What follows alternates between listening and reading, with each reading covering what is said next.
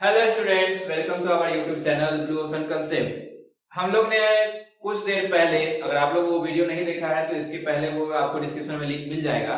Chapter का नाम था a letter to the God. उसमें लेंचो का कहानी अभी हम लोगों ने देखा है। उसी यूनिट में दो पोएम और है, एक है डस्ट ऑफ स्नो और दूसरा है फायर एंड आइस। संजोग ये है कि दोनों का दोनों जो पोएम लिखा गया है वो लिखा गया है रॉबर्ट फ्रॉस्ट के द्वारा। तो अभी हम लोग आज दोनों पोएम देखेंगे, लेकिन शायद अलग अलग वीडियो बनाना पड़े, देखते हैं। तो सबसे पहले, अब अगर हम आपसे पूछे तो आदमी निराश होता है तो क्या करता है? बहुत लोग होता है कि निराश होने के बाद बहुत ज्यादा खाना खाता है, कि बोलता है खाने से मेरा फ्रस्ट्रेशन दूर होता है। बहुत लोग कहीं घूमने जाता है, बहुत लोग मम्मी पापा के पास जाकर के थोड़ा बात करता है, कुछ लोग हो सकता है तो अपनी प्रेमिका से बात करता है। मतलब सबका अपना अपना अलग फ्रस्ट्रेशन दूर करने का तरीका है। रॉबर्ट फ्रॉस्ट वैसे तो बहुत ही रोमांटिक आदमी हुआ करते थे, जैसा कि मैंने इनके जीवनी के बारे में पढ़ा है। तो रॉबर्ट फ्रॉस्ट काफी फेमस है, मतलब वह काफी फेमस पोएट है। जैसे अपने यहाँ रामदास की दिक्कत है ना, वैसे ही ये काफी फेमस पोएट है। और ये काफी रोमांटिक, हम्बल, जॉली मूड के थे। लेकिन एक दिन इनको भी हुआ बहुत ज्यादा फ्रस्ट्रेशन। फ्रस्ट्रेट आदमी क्या करता है, सब अभी तो बताया कि सबका अपना अलग अलग तरीका है। इनका तरीका था कि अकेले कहीं घूमने निकल जाते थे और सोचते थे कि क्या दिक्कत है, क्या करें कि सब ठीक हो जाए, ऐसा अपना सोचते थे। तो रॉबर्ट फ्रॉस्ट साहब जो है एक दिन बहुत ही ज्यादा अपसेट थे, काफी दुखी थे। तो इस दुख को दूर करने के लिए वो चलते चलते कहीं जा रहे थे। बहुत जब चलने के बाद थक गए तो रुके, तो देखे ऊपर हेमलॉक ट्री था। हेमलॉक को इंग्लिश में शायद धतूरा का पेड़ बोलते हैं, वैसे वो कुछ खास काम का है नहीं, इंग्लिश में याद रखिए हेमलॉक ट्री था।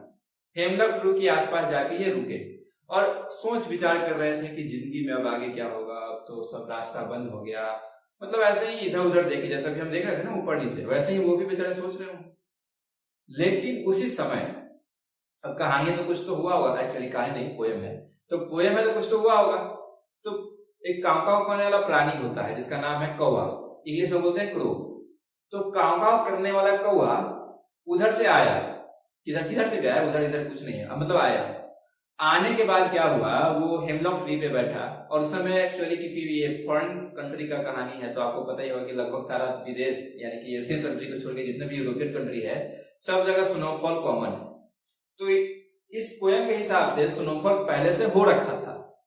और इसका मतलब ये है कि हेमलॉक ट्री पे जो है ऊपर में बर्फ कहीं कहीं जमा हुआ होगा, बर्फ हो या बर्फ का ड्रॉपलेट हो, जहां भी हो जमा हुआ था। तो कौवा उधर से आया और पेड़ पत्ता पे मतलब बैठ गया, जोर से बैठा हुआ, या वजन ही कितना होता है कौवा का, उस पे बैठा और थोड़ा देर के बाद फिर उड़ गया। तो जैसे ही कौवा उड़ा, पत्ता जो है हिला, और हिलने की वजह से जो उस पे स्नो अटका हुआ था वो इनके हेड पे आके गिर गया। जैसा कि पोएम का नाम ही है डस्ट ऑफ स्नो। डस्ट मतलब धूल कण और स्नो मतलब बर्फ, तो यानी कि बर्फ का थोड़ा बहुत धूल के बारे में कुछ पढ़ना था। तो ये वही धूल है, ये वही बर्फ का कण है जो उनके सिर पे गिरने वाला है, इसी वजह से तो पूरा पोएम है। तो उनको जो डस्ट था स्नो का वो उनके सिर पे आके गिरा। अब गिरने के बाद बेचारे जो सोच रहे थे वो सोचना छोड़ के कुछ और ही सोचने लगे। क्या सोचते हैं? सोचते ये हैं कि कौवा आया, मेरे मर्जी से तो नहीं आया। पत्ता जो है हिला, वो कौवा के मर्जी से तो नहीं हिला, वो इंटेंशनली पत्ता हिलाने के लिए तो नहीं बैठा था वहां पे। बर्फ गिरा, वो पत्ते के मर्जी से भी नहीं गिरा, पत्ता थोड़ी चाहता था कि बर्फ गिरे, वो तो पत्ता हिला तो अपने आप बर्फ गिरा। और बर्फ को भी ये नहीं पता था कि कहाँ गिरने वाला है, वो तो रैंडमली रॉबर्ट फ्रॉस्ट के सिर पे गिरा। तो यही फिर सोचने लगे। ऐसे ही सोचते सोचते वो सोचे कि जब कौवा के कंट्रोल में पत्ता नहीं, पत्ता के कंट्रोल में बर्फ नहीं, बर्फ के कंट्रोल में मेरा सिर पे गिरना ये कंट्रोल में नहीं, तो मतलब सब कुछ तो अपने आप चल रहा है, तो फिर हम क्यों टेंशन ले रहे हैं? सब जो चलना है तो चलेगा ही, हम रहे ना रहे, हम टेंशन ले ना ले, सब कुछ तो वैसे ही चलेगा। कौवा अगला दिन भी आएगा, अगला दिन भी पतझड़ होगा, अगला दिन भी स्प्रिंग का मौसम आएगा, फिर बारिश होगा, फिर स्नोफॉल होगा, ये सब तो चलते रहेगा। तो फिर हम क्यों अपसेट हैं? ये सोचने के बाद उनका फिर माइंड बहुत ही फ्रेश हुआ।